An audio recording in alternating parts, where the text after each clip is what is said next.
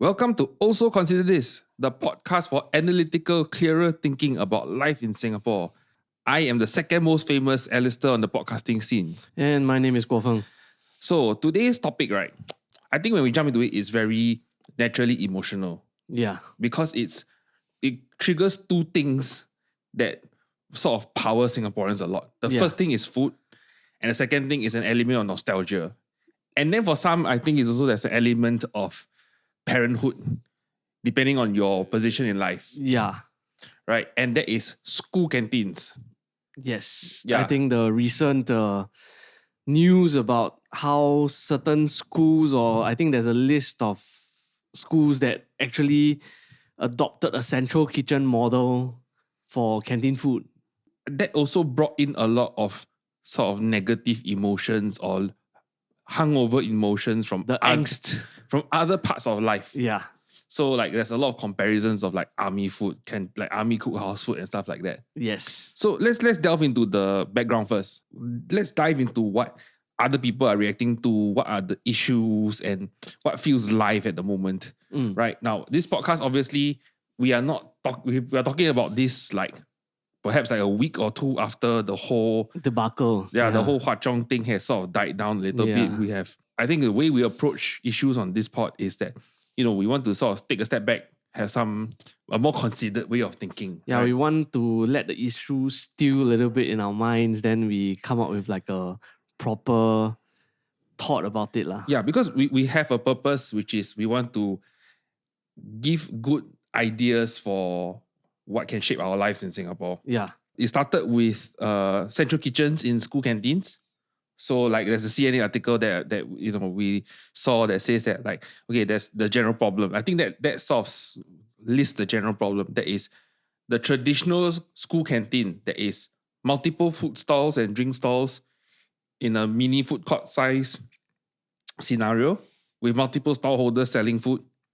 Now that system is sort of crumbling because there's a shortage of stallholders because there are specific challenges to being a stallholder in the school canteen, right? A school canteen, you have limited sales periods, you have limited opening hours, and of course a limited customer base, and therefore that affects the profitability and therefore whether people really want to take it up as a business lah. Yeah, whether it's viable to run as a even a small business for someone to feed themselves and their families, right? And of course, that means that to solve this particular issue of having not enough suppliers, central kitchen prepared food is posed as a potential solution to the problem. Yep. Right? Of course, then that brings in more other problems because the quality of food and the associated teething pains in that sense. Yes, indeed. And that has come up in other news stories in the past year or so, in the past few months, right? Yeah. So what's the next one on our list? I think the one that really captured a lot of attention in the press, it's about the Hwa Chong debacle. They adopted this central kitchen model in the schools, but then the associated problems that came with it was like the quality of food, which like went all over. You saw the screenshots, you saw the all the response from the students that came with the food lah. Yeah. Okay. Let's not assume that our listeners have seen the actual screenshots. Yeah. But what we can describe it audio wise is that it comes in a bento box, like a plastic disposable. Yep. I think it's a disposable bento box. It looks disposable. Yeah. And then it's like the box is blue, and then you have one compartment for vegetables, one compartment for rice and the protein in one other slot. Yep. And then you pay a fixed price for that whole set. And Hwa Chong Institution / Chinese high school, they are obviously a better known school, an established branded school, so to speak. And they have a hybrid model, which is some of the food is served by a central kitchen supplier, and they also have legacy stalls in the canteen that are still serving food. The central kitchen food is provided by SATS, SATS. Yep. Right? And what happened was when that food was first served, the response was not very encouraging. And then students started to flood the other stalls, the legacy food stalls that were already there. They were queuing like crazy for that. And I think some students couldn't get back to class on time because they waited forever for their for their food as they queued up and all that. And then, and then the next one was about taking photos and sharing it. Yeah. Yeah, so what happened there? So there was like an online backlash. Then the school itself had to come out in public. They had to like address the problem through the press and stuff like that to say that,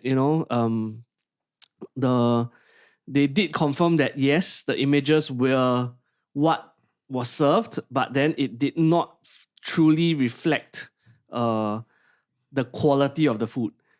Yeah, so basically there were photos that were shared by students. The students took out their phones and took photos of the food themselves. Yeah.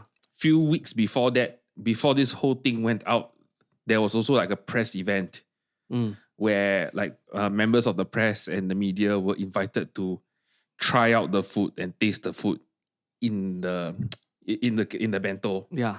Right? And of course, I mean, let's be fair. Naturally, when you do a press event, it's gonna be a better version in that sense. It's for lack of a better term, we say there will be a natural element of wayang involved in that, right? It's like you can't possibly dress too casually when you meet your future in-laws for the first time, right? Yeah, it's the same thing that to take the analogy of our NS, is like the first day of BMT, the food will always look nicer than the rest because they have the time to go and prep it and to present it. In the same way, I think when the press event was carried out, they prepared the food in the boxes, they cleaned it up nicely. And of course, it was at the location rather than centrally prepared. Then it was sitting in a truck. There's like vibrations and it could have went all over the place. Yeah, indeed. I mean, you would expect quality control to be at naturally expect or assume that quality control will be at a much higher level because it's meant as a public-facing event, right? Yeah. You're meant to put on a show. And I don't think that is necessarily a bad thing. Because like, can you imagine, right? You go to a press event and then the press members look at the food and it already doesn't look good. Then it's gonna look even worse when you get it. The model falls flat on its face before it even got rolled out. Yeah. So it's possible that I think it's fair to expect the press images to be nicer than the actual final product. However, the photos of what the students took and posted online seemed really lacking in terms of like it's far worse. Like the base level is even lower than what people expected to be. Yeah. And then and of course once you start posting things online, there's this natural thing of like people, I think the teachers, there were teachers telling students not to share their opinions with the press. Yeah, which was the next article that we came across, where it's like there were rumors being spread online that students were facing like demerits from their disciplinary record for like posting online, but then the school actually came out and said no, there's no such thing. There was not any like demerits being dealt out in this manner. Yeah. But there were a reminder to tell them to be responsible online, but it was not to suppress their opinions online, but rather to just encourage them to share their thoughts more constructively in that sense. I think, for lack of a better term, a more considered manner. Yeah. Right? Or as much as the nuance is lost when it goes into the public. There was a text message from a teacher, and there was a phrase that a lot of people caught on to, which was, "We know what the consequences are." Seems like a threat in that sense. Hard to not say it's a threat, right? Yeah. I think it is fair to say that if you receive a message from your boss to say that please be careful, you know what the consequences are, you would be wondering if you sent out a wrong text, will HR come and knock on your door and start asking you questions? Of course, that's just the news media side of things. And of course, other people have put in comments of their own. So we went on the internet and we found this. Yeah. So the first one, of course, Reddit. So some people said that the portion sizes and the look of the food look terrible for the price. I'd rather eat from a proper stall. Yeah. And then of course there are some comments also that like in subreddit R Singapore, right? There was someone who said that like the students were getting warnings, but they're just sharing photos of actually what was actually served. It's not as if they were like fabricating things to be shared. It's not like they were doctoring the images. They were just like posting whatever they saw or they received. Yes, and then in Reddit, of course, some people started to draw extrapolated it to cookhouse food. Yes, they drew that. I mean, it's a very direct line, right? SETS is also a caterer for a army, lot of our army camps. Yeah, they also cater army cookhouse food. I mean, SETS also cater food for they also cater food for some airlines in airports and all that. But you cannot assume that the food is exactly the same because like budget and stuff like that, all these things. And the remit is different. Yeah. I mean, before I go, not going too deeply into it, but like for example, flying, you expect the food is a bit saltier because your senses are numbed when you're on board the plane, right? So you can't expect things exactly to be the same, right? And then Instagram. Yeah, of course, Instagram, there are some comments saying that, I mean, the usual comments like it looks bland, it looks sad and all kind of thing. Yeah. And of course, the ultimate food commentator in Singapore right now. Our Mr. Makan Sutra. Yes, Mr. Makan Sutra. What did he say? He said he feels that like students deserve better daily meals, and of course he supports that sharing these photos in an honest and open manner would help to improve standards. Yeah, I think that's a very fair point for KFC to make. Yeah. I mean, okay, you have to remember that he is also like a person of the press, and being a journalist, you will naturally want like free, like a sharing level of ideas. Yeah, sharing ideas and some level of freedom of speech. It's what journalism also naturally strives on. But I think that's a fair point to make. But with all that in mind, right, with all this back and forth and all that, and with so many other podcasts that have already sort of like dug in and had their say on it, right? There's something that to me hasn't actually been looked at and dug in further. What is the purpose of our school canteens? I think there's a lot to answer there, because once I ask this question, I think you have a lot of thoughts in your head also, right? Yeah, I mean, we do think of these things, but it wasn't being brought up front and center as part of the discussion regarding like the canteen food, like how we have solved this problem in a systematic manner. But then we didn't really talk about the other aspects of canteen food that were actually very important. Yes, because I think they came up in bits and pieces. Yeah. I think these things came out in bits and pieces in the sense that like, oh, some people talk about we want the kids to queue up and pay with cash, so that they learn how to handle cash and do commercial trade. It's like the first place to learn commercial trade. Then some people start to chime in and say that this is where our food culture comes from. I mean, obviously, where's the first place you had cai peng? School, right? Like, where's the first place you ordered like Milo peng and hot Milo? Is the school canteen, right? Yeah. So, and then there's also other elements of like, people also pull in other elements like of nostalgia.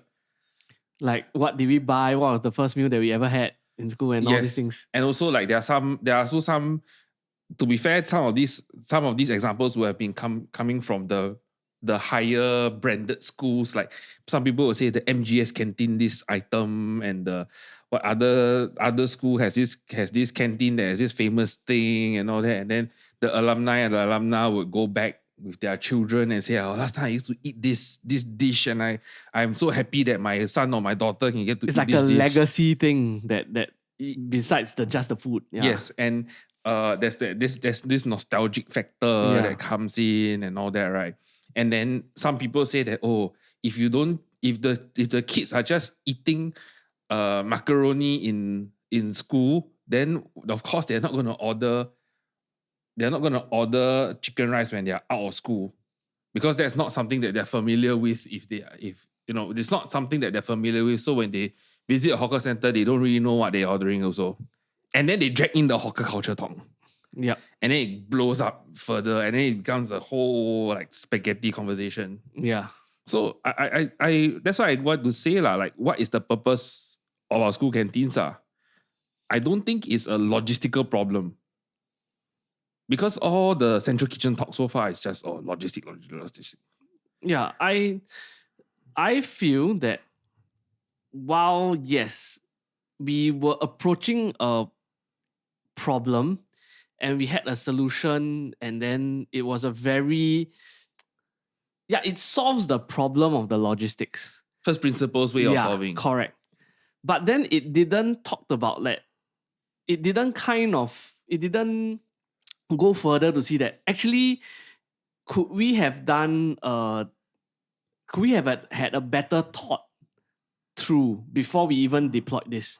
Because it seems as though like the rug was just put and like they say that okay, we're gonna put a plug on the actual canteen model and like we're gonna go full steam ahead. Yes, it is only like a kind of like a pilot project of sorts. But then at the same time, a lot of these canteen food that was deployed, it seems as though the menu and all these things were just very generic, like not well thought through to think like, okay, actually, let's take a step back and let's really think like, okay, are we offering the best options and offering the best nutritional value or the value proposition like we talked about. Yeah, but I feel okay. Let's also give a bit of understanding to the people behind this whole thing. Also, I think yes, there's logistical. I think the people who brought in this model, the logistical problem was indeed the most urgent one, because I think in the cases of the brand name schools, right? The SEP schools, semi-autonomous schools and all that, the independent schools, all that. Yeah. Your ACSs and your Chinese highs and RIs, all that. There will always be a larger student population, right? As compared to your ordinary neighborhood secondary school. Yeah. And those schools have smaller student populations, and therefore the problem is actually more acute. Yeah, because the canteen store owners may not be able to turn a profit in some sense. Yeah, they barely get by. So like the TikToker who recently left the school, right? Yeah. He said that he basically the income that he made from running his stall in the school, it was barely enough for him to get by. He needed like a second, third job to make more money to feed himself and all that. So I think that problem is more acute, which means that the urgency to even make sure that there's food served in the school food hall is far more urgent than we previously. Then from externally, what we see is more urgent than what we see it as lah. Yeah. I think that's a fairer way to look at it. However, at the same time, the infrastructure of the catering in, right? I think it's time to also perhaps consider how we can tweak it, improve it. Okay, what do we do? What should we do? I feel we should list out and then prioritize, right? We first have a list of what you want this to achieve, and then you prioritize it according to what are the preferred outcomes. Yeah, I think firstly, we heard a lot from the MOE side of things, right? Because they feel that there's an urgent need to provide food to students, and the students are under their care because they are the ministry in charge of schools, right? But I think on the other hand was that there is, because we are talking about what do we actually want canteen food to achieve. I think growing up, when we were in school, it is not just an MOE issue when school food was involved. There was some idea of health education and nutritional education that happened when we came across food. Because in any school canteen, and we talk about school food, there's always like a poster of the food pyramid. There will be some form of canteen talk to students about like, okay, choose your healthy food. Like this one, you want to eat this can, but rarely eat this maybe once a week or twice a week. Then the rest of the time, you try to eat more healthy. There's like a idea of like a health.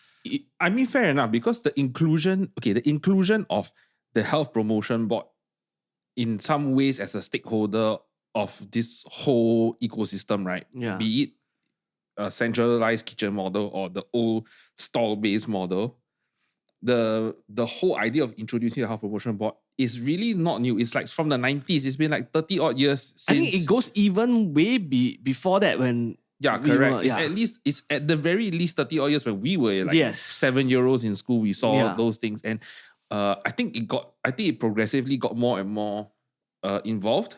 Yeah. So like in primary 1, primary 2, you could still buy luncheon meat at the Yeah. Cai Peng store, but now it's no longer on the menu at all. Yeah. And then I still remember there was a time when like there was a Coke apocalypse, if you remember. The Yeah. Coke apocalypse, where basically the school drink store was like, Soft drinks were taken. no, like, there was a poster that said yeah. we will not sell Coca-Cola from this day onwards. Yeah. And it was like, I think, yeah. For some kids, it was like the biggest crisis ever. Yeah. Like, how are you going to live your life after this, right? And of course, that's because government officials sort of looked at it. It's like, I think Lee Kuan Yew was also one of those people that said it like, like why we're in the environment where we can control what our kids are taking in. Why are we allowing them to buy Coca-Cola in the school canteen? Right? Since we have a level of control, why don't we just make things more balanced and healthy for the children in school? And yeah, so that's what I mean by like there's multiple levels of aims, priorities, and objectives to achieve. And they are the priority for different people. Yeah. Like different people have different priorities, right? The Yeah. health promotion board will always tell you, let's make everything brown rice and red rice. And then everything looks like all red, white, and like red and white. It's like a national flag. Yeah. It's like bland and all that. It's just you eat like boiled pork, lean pork mince and radish. Okay? Okay. I mean, that's like I'm joking here. It's a bit extreme, but Yeah. it's one way to look at it, right? Like everybody eat the same thing, just eat that can already. And then there are some people who say that no, you have to. There are bound to be foodies and food cultural people who will say that, hey, you're not serving nasi lemak in the school. Or you're not serving what is uniquely Singaporean to the Singaporean palate in school. Yes, what's the quintessential Singaporean like cultural diet? Without then like people like me may even say like heck the HPB, right? Like what you want to serve like what oilless chicken rice? Then what's the point of life? Right? I mean, okay, we are drawing things in the extreme just for illustration purposes only. Yeah. But you know that like if I want to pull in each direction, there are the extreme to be pulled at, right? Yeah. And then of course, there will be parents and teachers who say that this is a place where students learn how to transact with cash. You know, when was the first time you started counting 10 cents, 20 cents, 50 cents, $1? The canteen. It's a school canteen and the school bookshop. Of course, then there are other topics also to be put that can be dragged in. Like why some parents are happy that they can give the kids their allowance through a prepaid card. And then, you know, it's cashless payment. I learn about cashless payment in school. They scan the card to pay.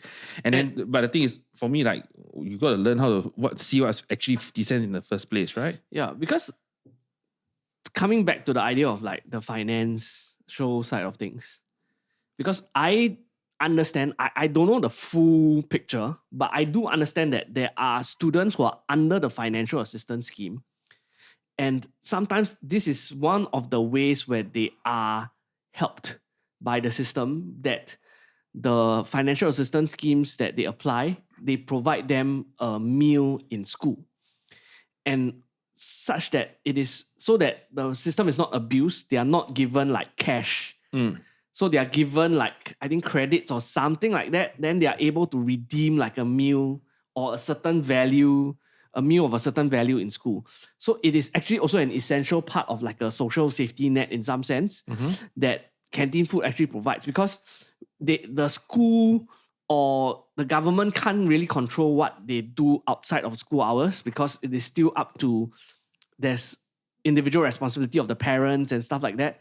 But it is still something that they can control, like the nutritional intake of the child, and of course some form of assistance rendered to the family that's under FAS lah. You know, regardless of which country you're looking at, school meals are commonly viewed as a minimum requirement for social safety nets. Yeah, like you don't want a child to go to school and still be hungry while Yeah, I mean, like the save the starving children is a very universal theme across all social support and charity and all that, right? So I mean, it's good that in a way is what I get your point, because what you're trying to say here is that instead of having the student going into the canteen with like a green token to redeem a meal, they would probably be using the same card yeah. to pay for their lunch or their breakfast. And it kind of like gets rid of the stigma so that they don't feel as, they stand out. Is this the whole point of that, right? Yeah. It's like you don't want to be having something different to be drawn, to have a line drawn in front of you so they're ostracized from their peers and from their social group. Yeah. Yeah. And so yes, you see, it's just by describing the problems that we can see, right? We already can see so many different things that can come into this picture. And I think another part that ties into the idea of like the social group and the social aspect, I think a lot of things that we don't think that much about until we left school is that education is not just an academic endeavor. There's a social aspect of it, like how we blend in with our peers. How do we transact socially? Like how do we maintain certain relationships? A lot of these were not just in the classroom, but they were in the canteen where we like share food. We sit at a table and we have friends and have conversations that's outside of just the school environment, the academic environment, the classroom environment. There are millions of lessons to be learned in the canteen. Like returning the plates. Yeah, it's also another one. It's like it's not just a CME lesson, but it's really like how you actually live in a social setting, right? Yeah. And how to not live like a dickhead is all primarily learned in the canteen. And then how do we then help friends? Like part of the assistance that we grew up with is like when you are P5, you are assigned a buddy. Yeah, primary one, that you have to take care of that person. That we learned all these things in canteen. And if we have a centrally controlled like a food distribution manner, right?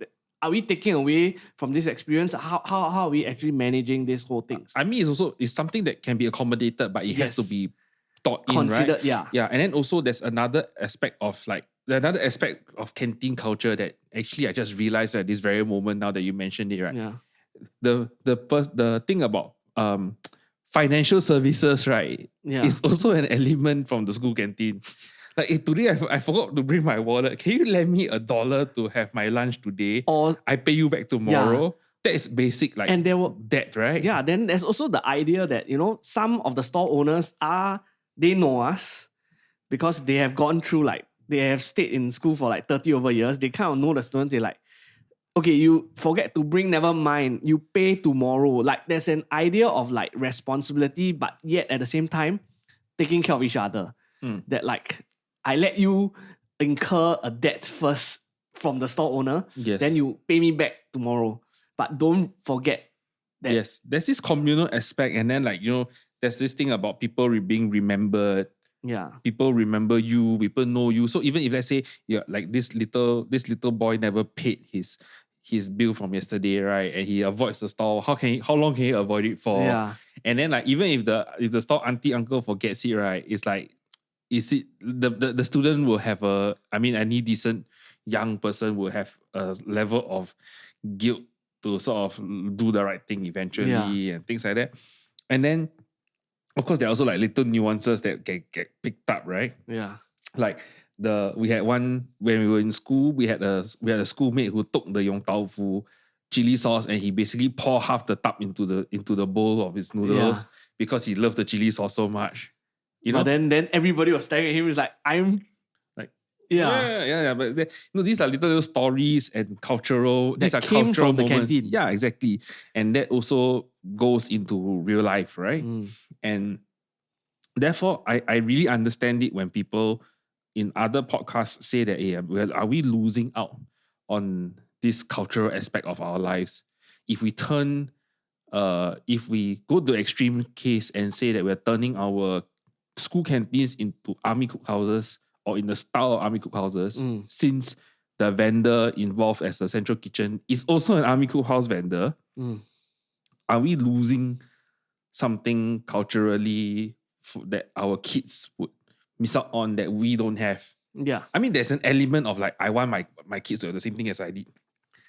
Yeah. But I think there's also something to recognize that is our children in the future will not play the Game Boy Advance like we used to also. Right? But I think there will be similarities, and I hope that there are some similarities that we can carry forward. Yeah.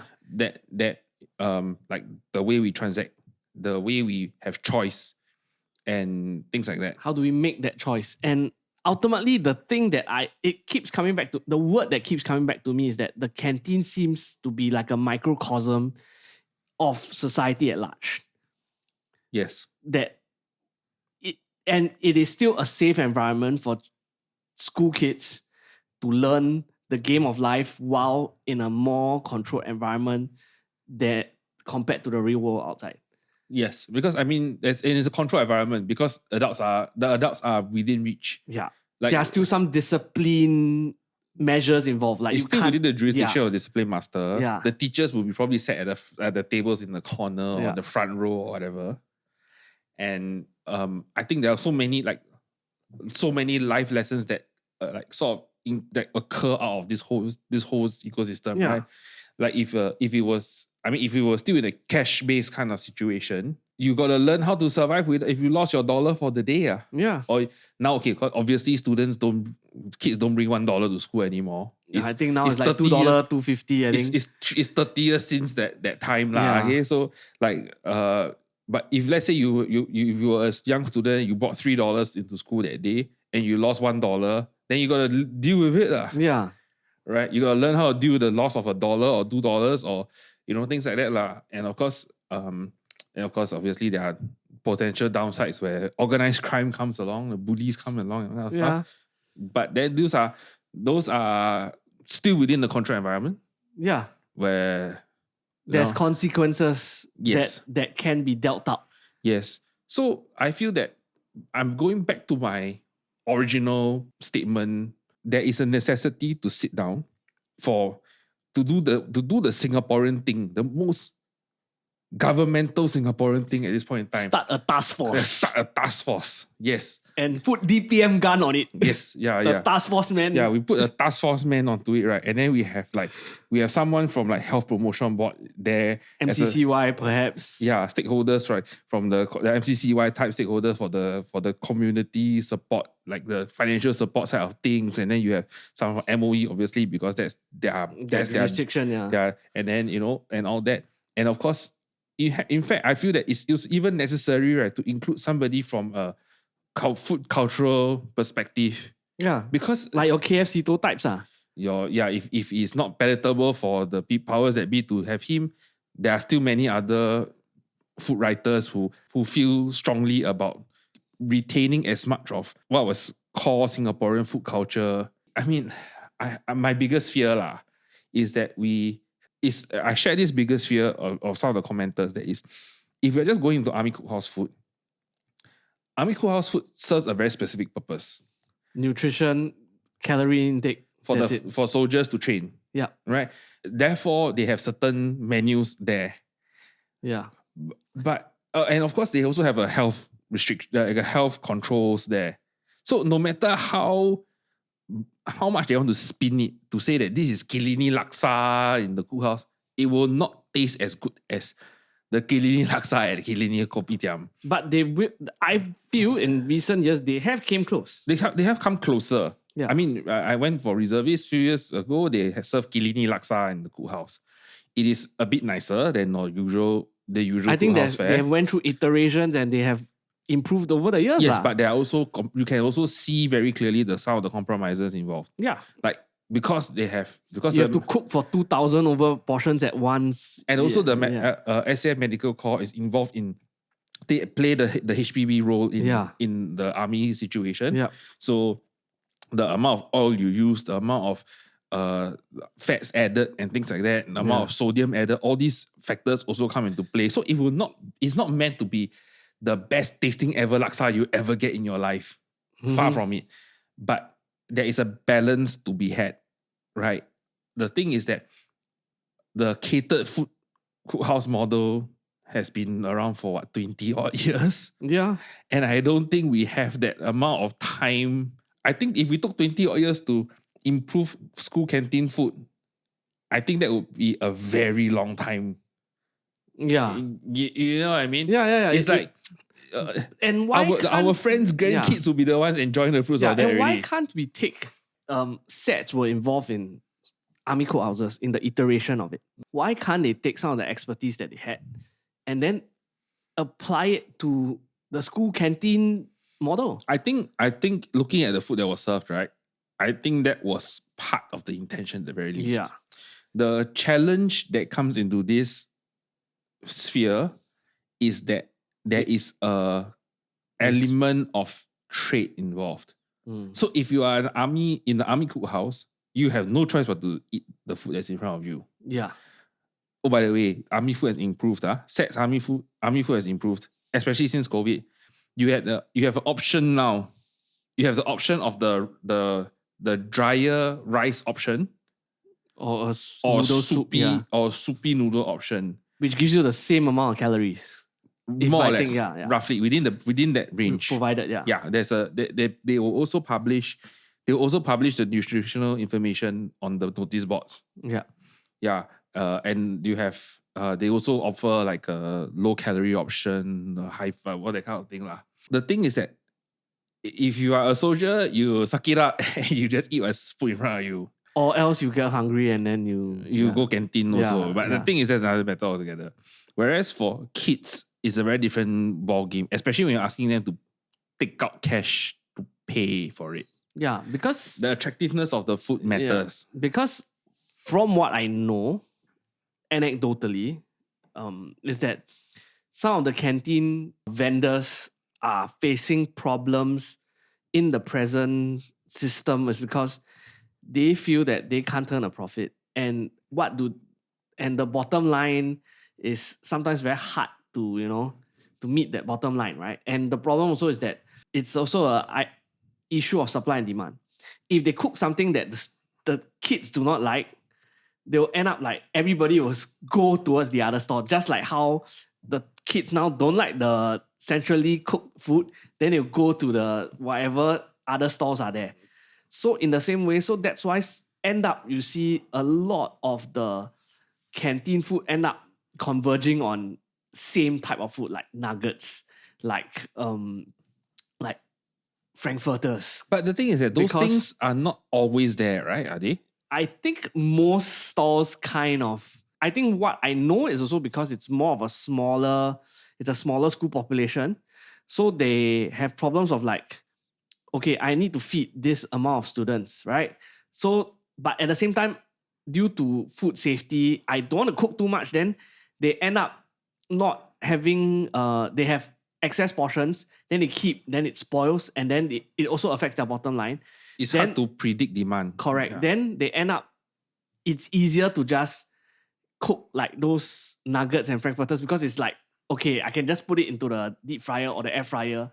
Then while the students are coming out from their canteen time. So that's part of the problems that they face, which I think at the same time right now, some of the canteen food providers, the central kitchens ones are also starting to face, because like how can they then cook the food that the students might want, and then at the same time the transport and the packaging, and it needs to be still of a certain value, and it needs to be able to be transported from the central kitchen. Like, it cannot be too soupy stuff, right? Like, if not, then it's like it could be spillages, whether it's safe and things like that.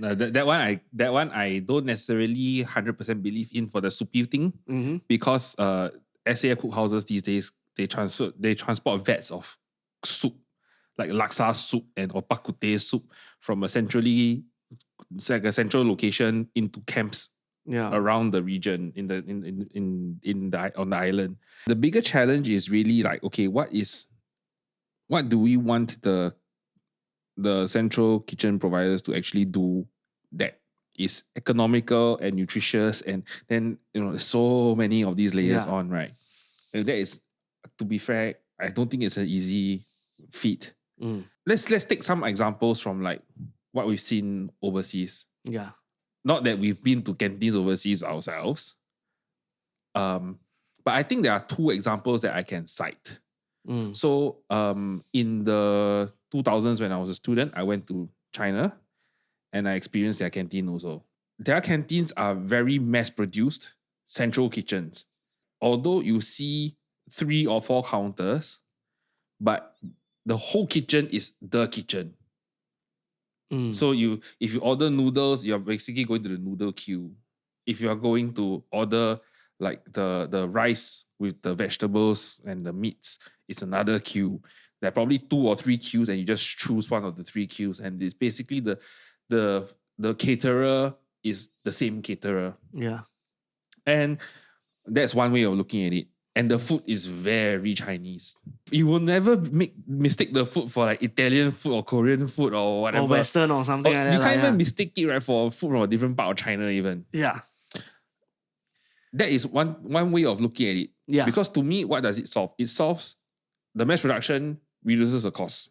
Yeah. The menu drives the whole point of education and identity and culture. Yeah. And the idea of choice. Idea of choice, you have some options, but you don't necessarily need 12 options like what we had in school in our school days. There's also the point of commerce, like this commerce bubble where you paid cash to buy stuff. That's one way of looking at it. The challenge I can see here is the student populations in our schools are not big enough to sustain such a big operation. A Chinese school will have easily thousands of students a day. In Singapore, a school with 2,000 students is like a massive deal. Yeah. That's one thing already. But that's one way to look at it. One way to look at it. You restrict the menu a little bit. 3 or 4 good options. And keep these options culturally relevant. Yes. I feel that's one way to look at it. Yeah. And of course, sometimes you just can't get what you want. Yeah, like this runs out, eat the noodle. Yeah, if the rice dish gone, eat the noodle. Yes, if you kena from the teacher to stay back in class for 15 minutes before you can go for your canteen break, right? And you go to the rice stall, the rice section that you wanted, and the rice not available, you have to buy the noodles you don't like, right? Then suck it up. You're like, why did you get grounded in the first place? Yeah. Right? That's one way to look at it. Or if you really don't like any of the options, then pack from home lah. Yes, that's another way to look at it, right? Then the level of like self-planning of contingency and self-enterprise is coming to play. Another way of enterprise, right? What we used to do in school, you ask your friend to buy for you and then he jack up the price and sell it back. Yeah. Right? Or you help me queue. Then I gonna stay back. You help me queue, then you help me buy 2 portions later. Exactly. I find you at this table. Exactly. Or you test your loyalties, right? Yeah. Will your friend charge you the same amount as he paid for it? Yeah. It's a test of your loyalties. Yeah. All these dynamics come into play. Yeah. Despite the fact that it's a very simple setup. And then of course the other option is the other thing that sort of opened my eyes is the Korean Englishman channel. Yeah. Korean Englishman channel. The high school boys went to Korean school. Yeah. And basically had their food, right? I think not just the high school, even the universities, the tertiary sector is still adopting this model. Because it is still a central kitchen, centrally cooked thing. But to be fair, I think it's more natural for Korean food to lean in that direction. Because the palette is still relatively like everybody kind of like uniform. No, but rather Korean food lends itself very well into mass production. Yeah, like the kimchis, the radishes, and all the little things that you normally... The side dishes, the banchan, they call it. Yes, all the banchan, all the sauces, all that kind of thing, all the soups and all that. They tend to favor mass production also. Yeah. Like it's very common, even if you're outside of the canteen scenario, it's very common for like one lady to make kimchi for like 10 households and sell it to the 9 other households kind of thing, right? So I think Korean food has that level of the element of like mass production that it naturally favors that direction. But hey, why not look at it in that way? Yeah, I think looking at both the Chinese and the Korean model, I was reminded a lot when we talk about like centrally prepared food, right? I was thinking a lot about the Japanese also. Like the Japanese elementary school, you know, like they have meals in school. But for them, it's a little bit different. The food is being brought up to the classroom. The meal time is like a standardized, it's part of the curriculum time when you eat together with your peers and with your teachers and stuff like that. So that aspect, of course, we can't follow that. Culturally, we are a little bit different. But the idea of educating from young, the concept of like eating well and eating healthily, it's true that. And I think having centrally prepared food does help a lot, which I think we have already spoken quite a lot about it, which I think it should be considered strongly. But at the same time, the idea of the options part, I think I'm fully behind it. Maybe in like what we said lah, you have one rice dish, one noodle dish, then you have the one spicy, one non-spicy, one spicy, one, and I think kids-wise maybe don't really have the spicy. Or you go even better, you CMIO eat or CMI eat. CMI right? eat. You have the Chinese noodle, and then the what? Then you have the Muslim option. Then you maybe have a vegetarian option for the Indian. Or go the Cool House style lah. Muslim, non-Muslim, vegetarian Chinese, vegetarian Indian. Yeah. That's also then four options. You can. Right?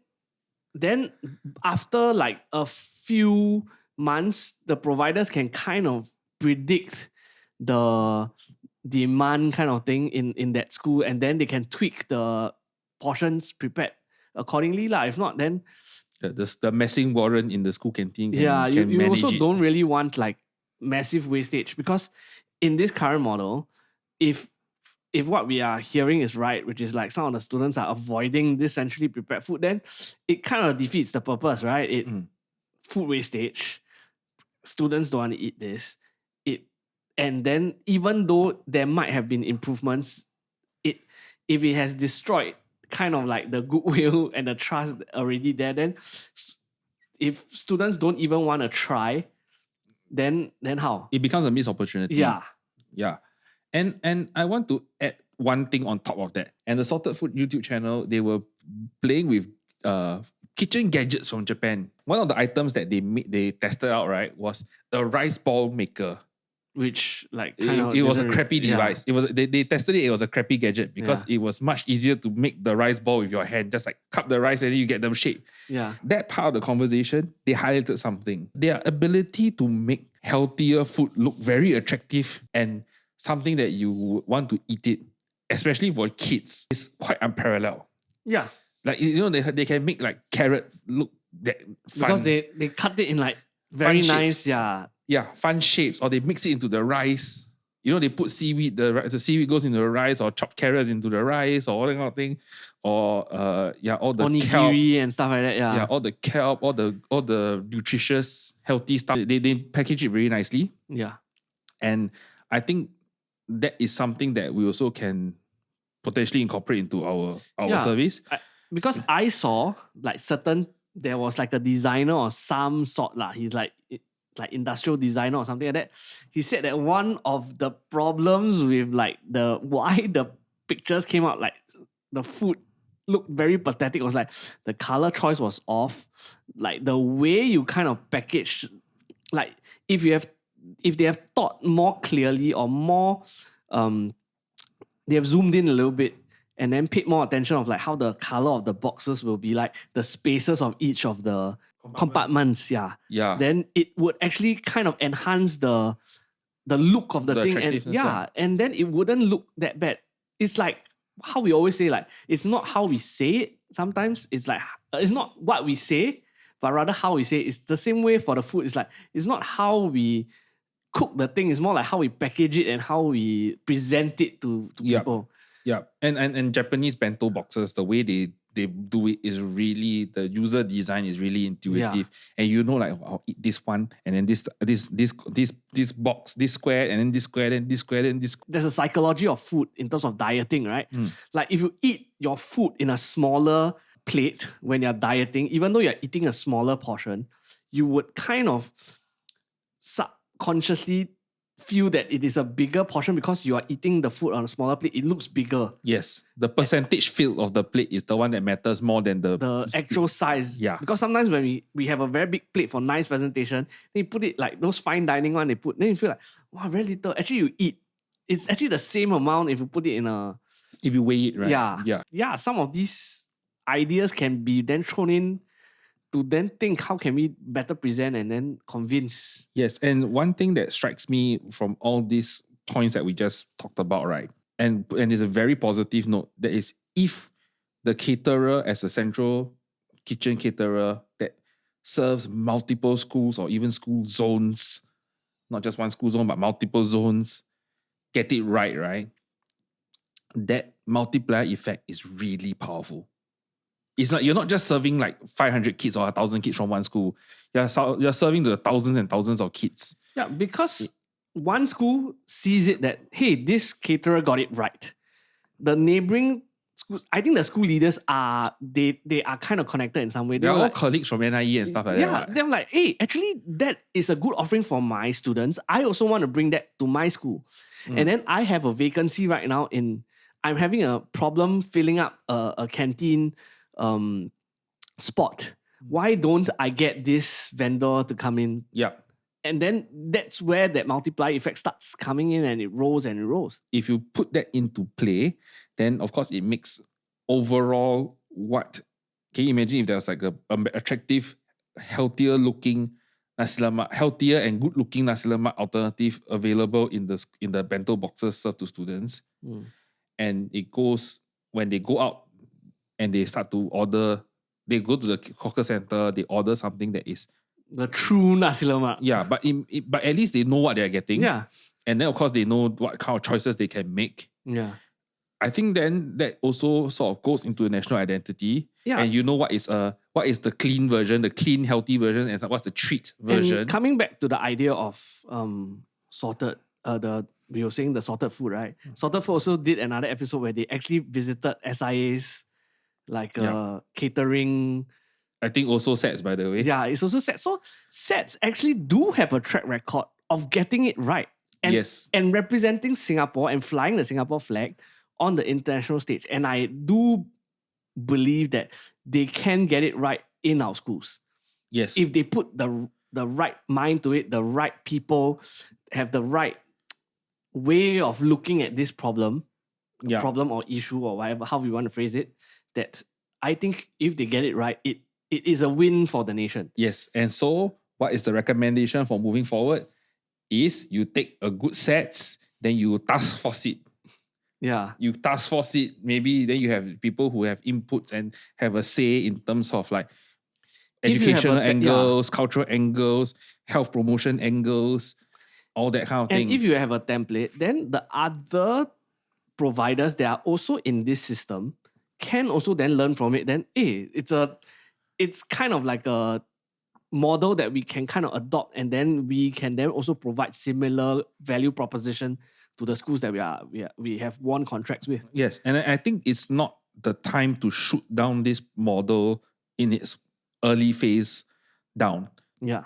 I feel that, in fact, it's a good thing that in Chinese High, in Hwa Chong Institution, they have this teething pains. And also this commercial competition happening. Because if there was, can you imagine if there was no commercial competition, right, where the students chose to go back to the stalls, the legacy stalls, then they have no incentive to improve. They just kept quiet and just eat whatever they were provided. Yeah, they suck it up. Because they have no choice. Yeah, like a army cookhouse kind of thing. Or they tap out and they order make delivery and collect it from the school gate. Yeah. Then I don't think that's also something that we want. Yeah.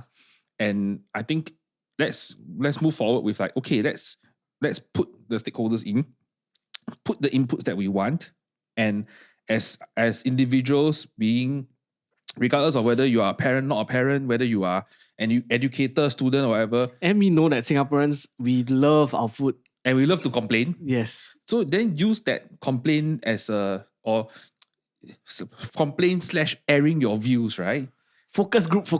And send, but that's part of the democratic process, right? Send your emails in and say that, hey, why not? Or you put out your podcast and say, what you feel like, and just put it out and share the idea. And sort of, if you find the idea that's good for you, please share the idea also. Yeah. Right? Like, also please share your comments with us. Yeah. Right? Please put your comments on what you think is the right way forward. Especially if you are a stakeholder, and we would like to hear, because we are kind of like outsiders in this. No, we cannot stand outside schools. Like, like we don't have kids. We don't have kids coming. We shouldn't be standing outside schools and observing what the kids are doing. I think. Yeah. It's no. That's not our. They're not our jam. That's not our jam. But we would like to also hear from people who are in the system to, what is it that you actually want to see, and how do you actually feel it? What's your actual feeling towards all these things as well? Yes, and if the food is good, please help us tapao, okay? No. See, if sets make it big, they can even sell it as a ready meal in NTUC or somewhere else. Yeah, fair price. Which, by the way, the sets acquired the old NTUC food fair. I think if you live near an NTUC fair price and they can sell you a good lunch when you're working from home, right? Or like a ready meal that you can bring to work and just microwave, like boom, then wow. Yeah, I mean, I think ready meals have a thing some people are not so keen on. But if you could buy a ready lunch that was prepared in the same day, that it's like the school have this, then it's like everybody started being hoo-ha, like, wow, the central model came out with this, then all the kids snapped it up, then like, I also want to try. Then it became like it becomes also a business proposition. It can also in itself become a cultural thing. Yeah. Like how Bude Jjigae is a cultural thing. Yeah. Let's hope that we have better canteen food. Yeah. Yes. Our traditional closing segment has always been Today I Learned. But sometimes I find that we sort of drag it too far. And then we bounce off ideas to the point where we start from the east and then end up to the west. Yeah. Yeah. And then we realize we cannot go further into the west because we didn't bring our passports. So what new challenge I have for you is, please share your Today I Learned, right, in 90 seconds. 90 seconds. Let's see what happens from there. Yeah, so for me, one thing that I've learned is, so we see doors, right? We see the usual doors. Sometimes you see doors with like raised panels, like this square rectangle thing. So I was curious, like, hey, how did that actually came about? Then it actually came about because it is not just for looks, but there are a few practical and structural problems that it's trying to solve. Like the rectangles within the door. Yeah. Okay. Yeah. So one thing is that it because we know if you just use a solid piece of wood, right, there is a higher chance of it because the shape due to contraction and expansion due to temperature change, it's a bit hard to manage. So by having those raised panels, it kind of controls that thermal expansion and the wood movement lah. So it's a bit of mitigation there. Yeah, it's a bit of mitigation. It's a structural thing. And then another thing is that it kind of gives it more structural stiffness without extra weight. Because some of it is that they cut out the thing becomes a wood panel instead of just a solid piece of wood.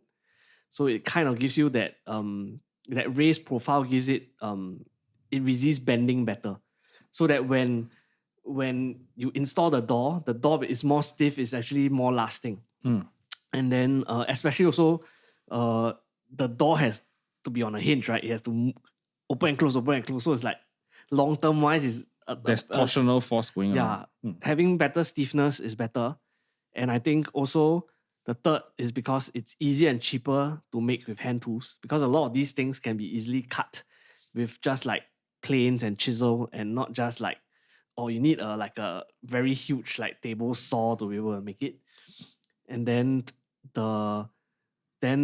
one other thing that they consider is that it looks nice. It's not just like a plain piece of wood and it's like, so all these four reasons are the reasons why the door, sometimes you see that there's this like raised wood profile kind of end up being okay. That. You did that in 2 minutes and 10 seconds. So I overshot a little bit.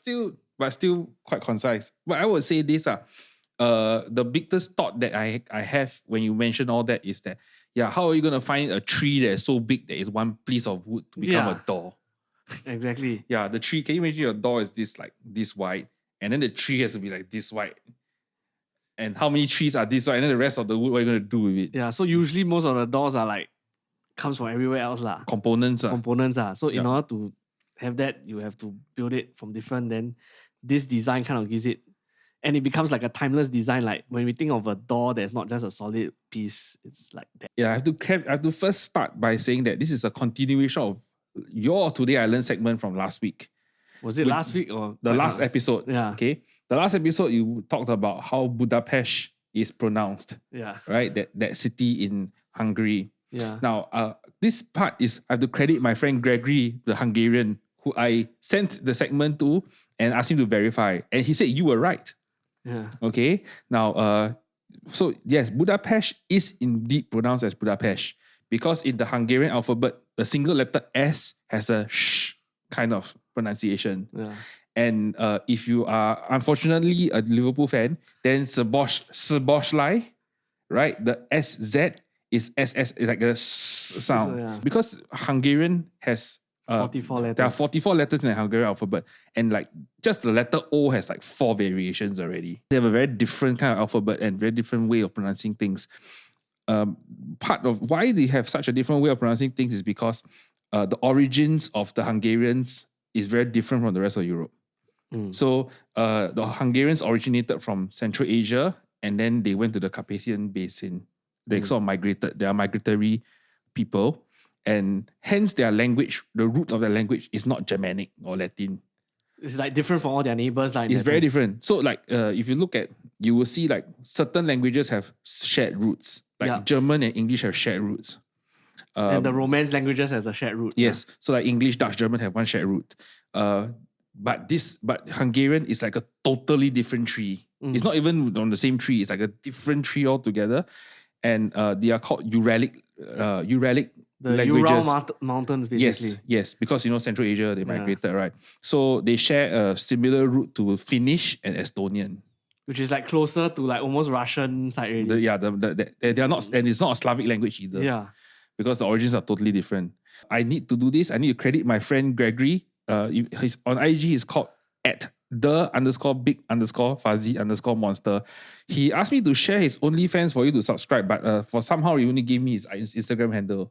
So thanks, Greg, for sharing this nugget of information with me and legitimizing our Today I Learned segment. Yeah. We fact check own self. From actual Hungarian some more. Yeah, from an actual Hungarian fella. Yeah. Tell us what you think about our recommendations of better canteen food. If this really scratches your brain with this episode, please do like, share, subscribe. Our big aim is to share ideas that can move forward our little nation. So we have amended our approach to the podcast. So there's a bit of a refresh going on here. And if you have any comments, please share them with us. And also tell us how you feel about this whole new approach that we are taking. And yes. And if you have ideas of what you would like us to tackle, also feel free to share with us. So thank you very much. And we will see you on the next episode. Bye.